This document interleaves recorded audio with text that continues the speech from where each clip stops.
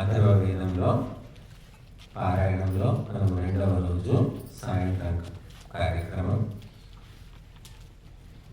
అందరూ చెప్పండి. వేదము సమస్త సత్య విద్యల గ్రంథము. వేదమును చదువుట, చదివించుట, వినుట, వినిపించుట మానవులందరికీ పరమధర్మము. కాబట్టి ఇప్పుడు మనము అథర్వవేదంలోని మంత్రాలతో ఆవతిస్తాం. ఇది 376వ మంత్రము.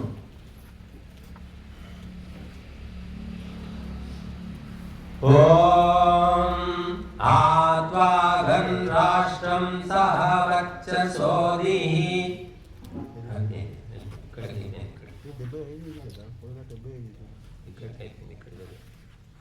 ఓం ఆత్వాగం రాష్ట్రం సహ వక్షసోదిః బ్రాహ్మిషాం పతిరేకరాట్వం విరాజ సర్వాస్వారాజన్ ప్రదిశో భయస్తూపసద్యో నమస్యో భవేహ స్వాహా. ఓం త్వాం విశో ప్రణతాం రాజ్యాయ త్వామిమాః ప్రదిశ పంచదేవీః వష్మాన్ రాక్షస్య కకుదిశ్రయస్వతో న ఉగ్రో విభజా వసూని స్వాహా. ఓం అచ్చత్వాయంతు హవినాశసాగ్నిర్ధూతో అజిరా సంచరాతై జాయాః పుత్రాః మనసో భవంతు బహుం బలిం ప్రతిపశ్యాసా ఉగ్రః స్వాహా. ఓం అశ్వినాత్వాగ్రే మిత్రా వరుణో భావిశ్వదేవా మరుతస్త్వాహయంతు అధామనో వసుదేయాయ కృణుష్వ తతో న ఉగ్రే విభజా వసూని స్వాహా. ఓం ఆప్రద్రవ పరమస్యాః పరావత శివే తేజా పృథివీ ఉభేసాం తదయా రాజా వరుణస్తథా సత్వాయ మహ్వత్స ఉవేదమేః స్వాహా. ఓం ఇంద్రేంద్ర మనుష్యాః పరేః సంభ్యజ్యాసా వరుణౌ సంవిధానః సత్వాయ మహ్వత్స్వే సధస్తే స దేవాన్యక్షత్స ఉపల్పయాద్విజః స్వాహా. ఓం పద్యా రేవతి బహుధా విరూపాః సర్వాః సంగత్య వరీయస్తే అక్రన్ తాస్వా సర్వాః సంవిధానాహ్వయంతో దశమీమముగా సుమనావశేః స్వాహా. ఓం ఆయమగన్ పర్ణమణిర్భరీభరేణ ప్రమృణన్ సపత్నా ఓదో దేవానాం పయవోషధీనాం వక్షసామాజిన్వక్త్వ ప్రయావన్ స్వాహా. ఓం మయి ఛత్రం పర్ణమణే మయి ధారయతాగ్రయీం అహం రాష్ట్రస్యాభివర్గే నిజో భూయాసముత్తమః స్వాహా. ఓం యం నిదధుర్వనస్పతో గుహ్యం దేవాః ప్రియం మణిం తమస్మభ్యం సహాయుషా దేవా దదతు భక్తవే స్వాహా. ఓం సోమస్య పర్ణః స ఉగ్రమాగన్నింద్రేణ దత్తో వరుణేన శిష్టః తం ప్రియాసం బహురోచమానో దీర్ఘాయుత్వాయ శతశారదాయ స్వాహా. ఓం ఆమారుక్షత్పర్ణమహిర్మహ్యా అరిష్టతాతయే యథాహముత్తరోసాన్యర్యం న ఉత సంవిదః స్వాహా. ఓం ఏ దీవానో రథకారాః కర్మారాయే మనీషిణః ఉపస్థితర్ణమహ్యం త్వం సర్వాన్ కృణ్వమితో జనాన్ స్వాహా. ఓం ఏ రాజానో రాజకృతా సూతా గ్రామణ్యశ్చ ఏ ఉపస్థితర్ణమహ్యం త్వం సర్వాన్ కృణ్వ बभितो जनान् स्वाहा ॐ पर्णोऽसि तनोपानः सयो निर्वीरो वीरेण मया संवत्सरस्य तेजसा तेन बध्नामि त्वामहे स्वाहा ॐ पुमान् पुंसः परिजातो श्रद्धः खदिरादधि सहन्तु शत्रून् मामकान्यानहं द्वेष्मि ये च मां स्वाहा ॐ तानश्वत्तः निःशृणीः शत्रून् वैवादतो रथः इन्द्रेण वृत्रघ्नामेति मित्रेण वरुणेन च स्वाहा ॐ यथा श्वत्तनर्महत्यर्णवे एवातां सर्वान् निर्भङ्गियानहं द्वेष्मि ये च मां स्वाहा ॐ यः समानश्चरसि सातः नैव वृषभः तेनाश्वत्थत्वया वयं सपत्नान् सहिषीमहे स्वाहा ॐ सिंहाग्रेणान् निर्वृतिर्मृत्योः पाशैरमोघ्यैः अश्वत्थशत्रून् मामकान्यानहं द्वेष्मि ये च मां स्वाहा ॐ यथाश्वत्थवानस्पत्यानारोहन् कृणुषे शरान् एवामे शत्रोर्मूढानं विश्वं भिन्धि सहस्रज स्वाहा ॐ ते धराञ्जप्रबन्धां छिन्नानौरिव बन्धनात् नवैवादप्रणुत्तानां पुनरस्ति निवर्तनं स्वाहा ॐ प्रैणानुदे मनसा प्रविचितेनोत ब्रह्मणा प्रैणान् वृक्षस्य शाखया श्वत्थस्य अनुधामहे स्वाहा ॐ हरिणस्य रघुष्योधति शीर्षणिरेशनं सखेरिहं विशानया विशुचीनमदीनश स्वाहा ॐ मनुत्वा हरिणो वृषापद्भिश्चतुर्भिरक्रमे विषाणे विश्वगुष्ठितं यदस्य क्षेत्रियं हृदि स्वाहा ॐ अधो यदवरोचते चतुष्पक्षमिवच्छदिः तेनादे सर्वं क्षेत्रियमङ्गेभ्यो नाशयामसि स्वाहा ॐ नमो ये दिवि सुभगे विश्रुतौ नामदायके विक्षेत्रियस्य मुञ्चतामधमं पाशमुत्तमं स्वाहा ॐ आपयित्वा भुवेशजीराभो अमीव चाकनीः आपो विश्वस्य भेषजि स्वा मुञ्चन्तु क्षेत्रियाः स्वाहा ॐ यदा सुदेहि क्रियमाणायाः क्षेत्रियं त्वाव्याणे वेदाहं तस्य भेषजं क्षेत्रियं नाशयामि स्वाहा ॐ अपवासे नक्षत्राणामपवासवुषसामुत अभास्वत् सर्वं दुर्भूतमपक्षेत्रियमुच्यतो स्वाहा ॐ आयातु मित्रऋतुभिः कल्पमाना संवेशयन् पृथिवीमुश्रियाभिः अधास्वभ्यं वर्णो वायुरग्निर्बृहद्राष्ट्रं संवेश्यं दधातु स्वाहा ॐ धातारादि सविधेदं जुषन्तामिन्द्रस्पष्टात्रैतिहर्यन्तुमेव च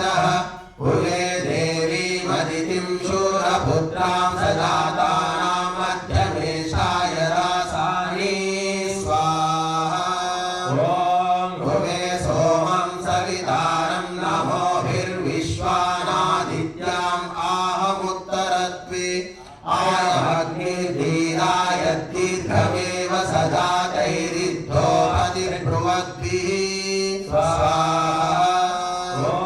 इहेरसाधनपरो गमाथेर्यो गोपाः पुष्टपतिर्व आजित् अस्मै कामायोपकामणिर्विश्वे वो देवा उपसंययन्तु स्वाहा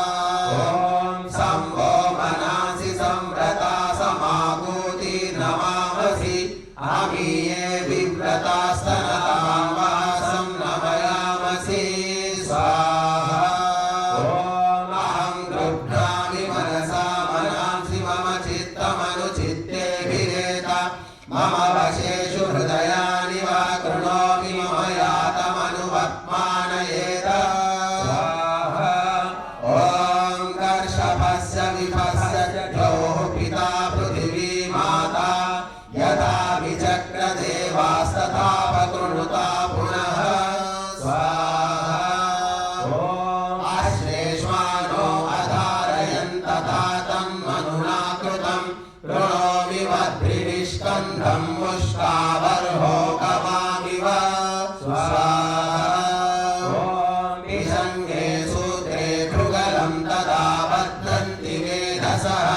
श्रवस्युं शुष्वं गाववं वद्भिं कृण्वन्तु बन्धुरः स्वाहा येनाश्रवस्य वश्चरथते वायुवासुरमायया शुनामभिर्वभूषणो बन्धुरागाभवस्य च स्वाहा दुष्टैः त्वा वत्स्यामि दोषयिष्यामि वाभवम् उदाशवो रथा इव शपथेभिः सरिष्यथ स्वाहा एकशतं निष्कन्धानि निष्ठिता पृथिवीमनु तेषां वामग्रमुज्जहरुर्मणिं निष्कन्धदूषणं स्वाहा प्रथमाः उवाससाधेनुरभवद्यमे सानाभयस्वती धुवामुत्तरामुत्तरां समां स्वाहा यां देवाः प्रतिनन्दन्ति रात्रिं धेनुमुपायति संवत्सरस्य या पत्नी सा नो अस्तु सुमङ्गली स्वाहा संवत्सरस्य प्रतिमां यां वा रात्र्युपास्महे सा न आयुष्मतीं प्रजां रायस्पोषेण संसृज स्वाहा इयमेव सा या प्रथमा व्यौषधास्वितासुररति प्रविष्टा महान्तो अस्यां महिमानो अन्तर्वधूजिगाय नवगज्जनित्री स्वाहा वानस्पत्याग्रावाणो भोषमक्रताः विष्कृण्वन्तः परिवत्सरीणम् एकाष्टके सुप्रजसा सुवीरा वयं स्याम पतयो रयीणां स्वाहा इडायास्पदं घृतवत्सरीसृपं जातभेदा प्रतिहव्या कृपाय ये ग्राम्याः पशवो विश्वरूपास्तेषां सप्तानां महिरन्तिरस्तु स्वाहा आमापुष्टे च पोषे च रात्रिदेवानां सुमतो स्याम पूर्णाधर्वे परापता सुपूर्णा पुनरापता सर्वान् यज्ञान् सम्भुञ्जति शमूर्जं न आभर स्वाहा आयुमगन् संवत्सरपतिरेकाष्टके तव सा न आयुष्मतीं प्रजां रायस्पोषेण संसृज स्वाहा ऋतों यथा ऋतुपतीनार्तवानुतायनान् समाह संवत्सरान् मासान् भूतस्य पतये यजे स्वाहा ऋतुभ्यः स्वार्तवेभ्यो माभ्यः संवत्सरेभ्यः धात्रे विधात्रे समृद्धे भूतस्य पतये यजे स्वाहा गिरया जुह्वते वयं देवानभृतवरायजे गृहाणलुभ्यतो वयं संविशेमोपगोमतः स्वाहा एकाष्टका तपसा तप्यमाना जजानगर्भं महिमानमिन्द्रं तेन देवा व्यसहन्त शत्रून् हन्तादस्यूनामभवच्छचीपतिः स्वाहा इन्द्रपुत्रे सोमपुत्रे दुहितासि प्रजापतेः कामानस्माकं पूरय प्रतिगृह्णाहि नो हविः स्वाहा मुञ्जामि त्वा हविषा जीवनाय कमज्जातयक्ष्मादुतराजयक्ष्मा ग्राहिर्जग्राहयत्यैतदि तस्या इन्द्राग्नि प्रमुक्तमेनो स्वाहा यदीक्षितायुर्यदि वा परेतो यदि मृत्योरन्तिकं नीत एव तमाहरामि निर्वृतेरुपस्तादस्पर्शमेनं शतशारदाय स्वाहा ॐ सहस्राक्षेण शतवीरेण शतायुषा हविषाश्रमेणम् इन्द्रो यथैनं शरदो न यात्यति विश्वस्य दुरितस्य पारौ स्वाहा ॐ शतं जीव शरदो वर्धमानः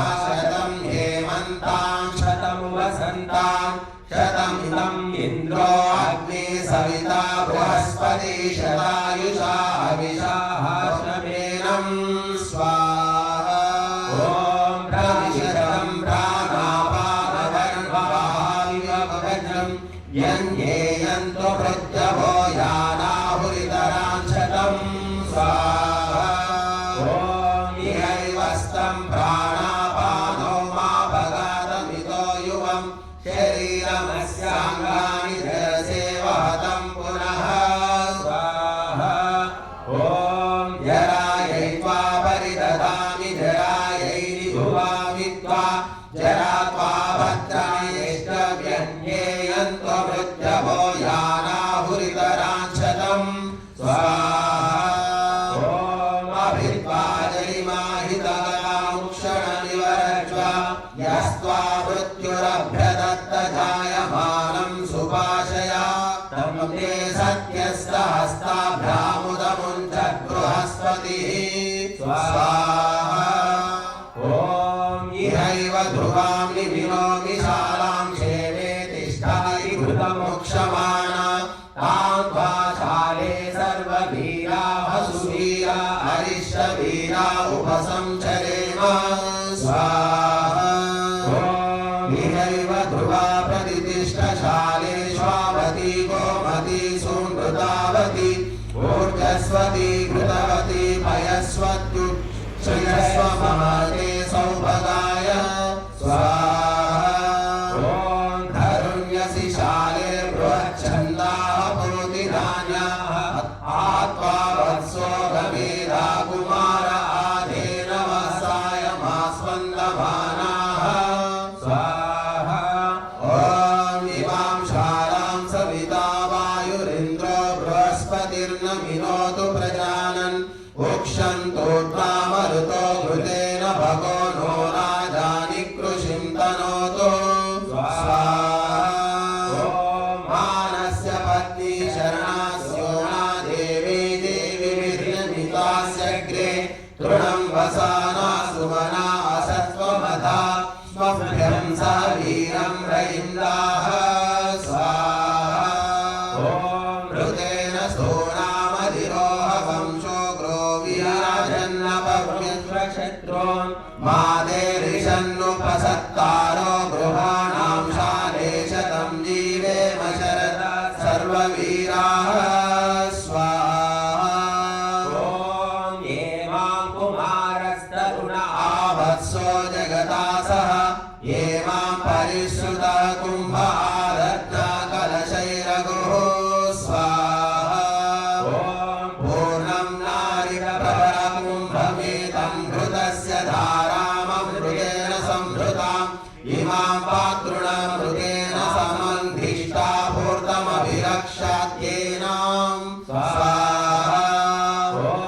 इमा आपाप्रभराम्ययक्ष्मा यक्ष्मनाशनीः गृहानुपाप्रसीदाम्यमृतेन सह किना स्वाहा ॐ यदलः सम्प्रयतिरः वरदताः ते तस्मादानद्यो नामस्तता वो नामानि सिन्धवः स्वाहा ॐ यत्प्रेषिता वरुणेनाक्षीभं समवल्गत तदाप्नोदिन्द्रो वो यदि तस्मादापो अनुष्टन स्वाहा ॐ अपघामं स्यन्दमानाभिवरतमोहिकम् इन्द्रो वा शक्तिभिर्देवीस्तस्माद्वार्नाममोहितं स्वाहा ॐ एको वो देवोऽप्यतिष्ठत्स्यन्दमानाय तावशम् पुरानिषुर्महीरिति तस्मादुदकमुच्यते स्वाहा ॐ आपो भक्ता कृतमिदापासन्नग्नीशो मौभिप्रत्यापयिताः तीव्रोरसो मधुर्भृचामरङ्गम आमा प्राणेन सह वर्चसागमे ॐ आदिक्पश्याम्युतवासुनोम्यामाघोषो गच्छति वामासा मन्ये भेदानो अमृतस्य गर्हीयनवर्णा अध्रुवं यदावः स्वाहा ॐ इदं वहापो हृदयमयं वत्सरुतावरीः इहेतमेत शर्वरी यत्रेदं वेशयामि वः स्वाहा ॐ संवो गोष्ठेन शुषदा संरय्या संसुभूजा आहर्जातस्य यन्ना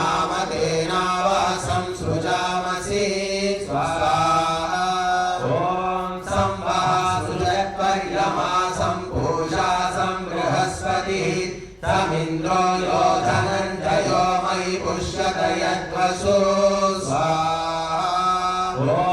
संजग्माना अभिभ्युषीलास्मिन् गोष्ठे करीषिणीः बिभ्रतीः सौम्यं मध्वनं वा उपेतन स्वाहा ॐ इहैव गावयेत नेहोषके वपुष्यत इहैवोत प्रदायध्वं मयि संज्ञानमस्तु वः स्वाहा ॐ शिवो घोषो भवतु शारिषाके वपुष्यत इहैवोत प्रदायध्वं मया वः संसृजामसि स्वाहा ॐ मया गावो गोपरिणा सचध्वमयं वो गोष्ठैः पोषयिष्णुः रायस्पोषेण बहुला भवन्ति जीवा जीवन्ति रूपवासदेव स्वाहा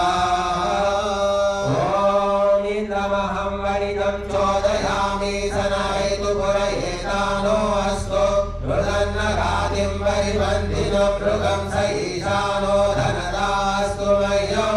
स्वाहा ॐ ये बन्धानो बहवो देवयानान्तराधावा पृथिवी सञ्चरन्ति ते मानिषन्तां वयसा घृतेन यथा कृत्वा धनमाहराणि स्वाहा ॐ निद्धेनाग्नैच्छमानो घृतेन जुहोमि हव्यं तरसे बलाय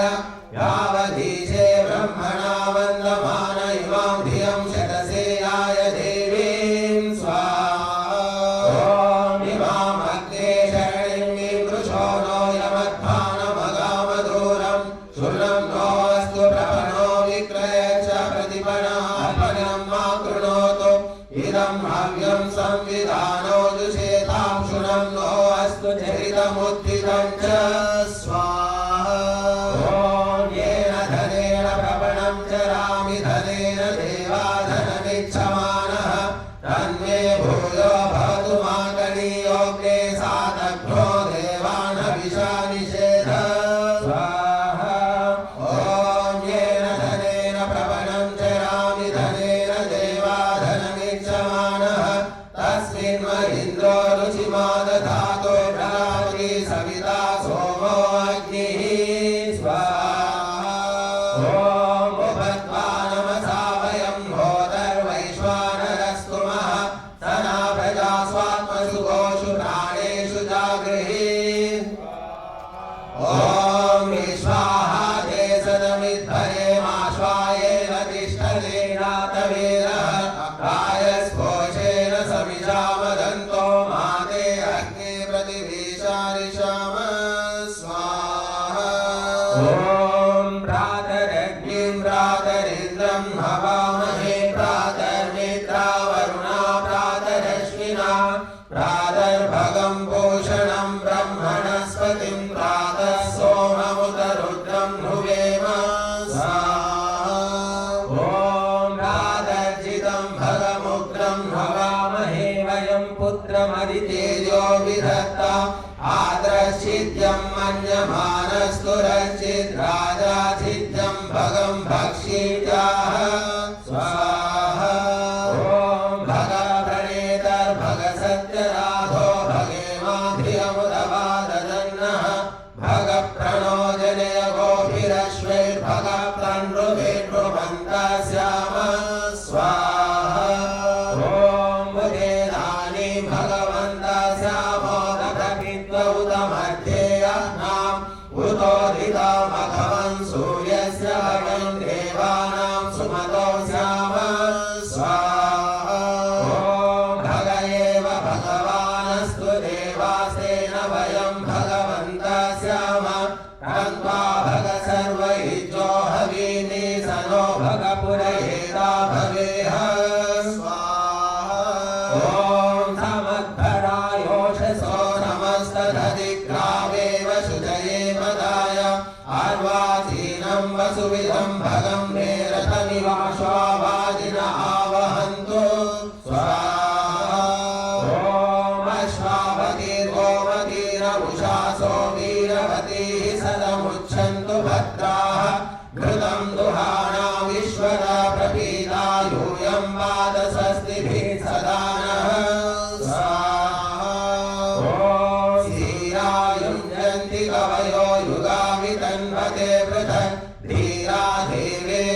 पुण्ययो स्वाहा ॐ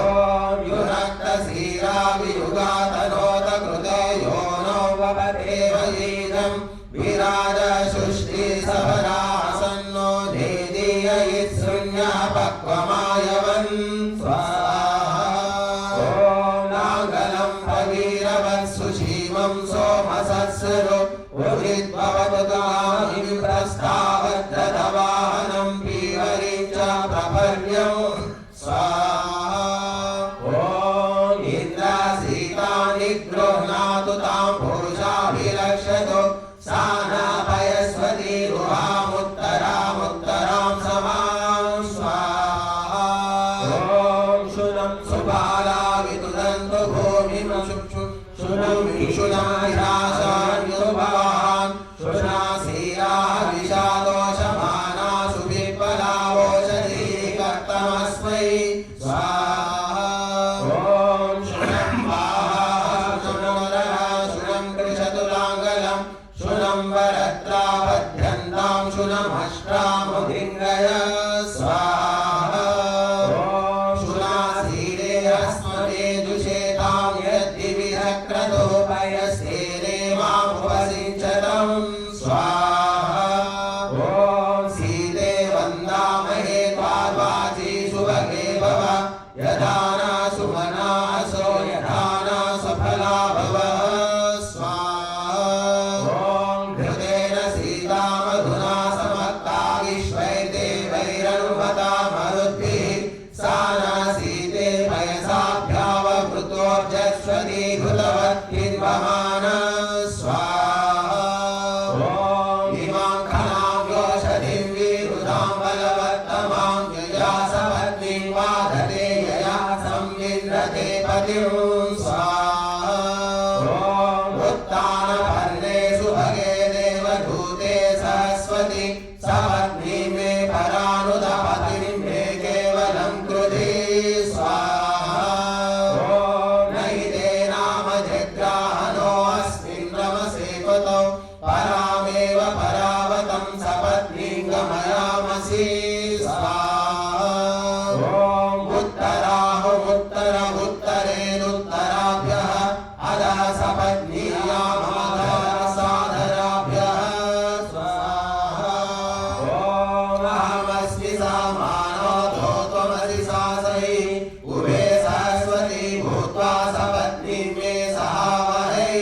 स्वाहा ॐ अभिधेदां समानामुपदेदां सहीयसि मामनुप्रते मनोवत्सं गौरिवधावतु पथावारिवधावतु स्वाहा ॐ संशितमैदं ब्रह्म संशितं वीर्यं बलं संशितं क्षत्रमगरमस्तु धिष्ठुर्येषामस्मि पुरोहितः स्वाहा ॐ समहमेषां राष्ट्रं स्यामि समोदो वीर्यं बलं वृष्टामि शत्रूणाबाहूननेन हविषाहं स्वाहा ॐ बीजैः वद्यन्तामदरे भवन्तु येन सूरिं भवानं पृतन्या क्षिणामि ब्रह्मणामित्रानुन्नयामि स्वानहं स्वाहा ॐ तीक्ष्णीयां स परशोरग्ने तीक्ष्णतरावुधा इन्द्रस्य वज्रा तीक्ष्णीयां सो येषामस्मि पुरोहितः स्वाहा ॐ येषामहमायुधा संध्यामि येषां राष्ट्रं सुवीरं वर्धयामि येषां क्षत्रमदरमस्तु जिष्मेषां चित्तं विश्वेवन्तु देवाः स्वाहा ॐ उत्तर्षन्तामघवन्वादिनां युद्धिराणां जयतामेतु घोषः हृदद्घोषः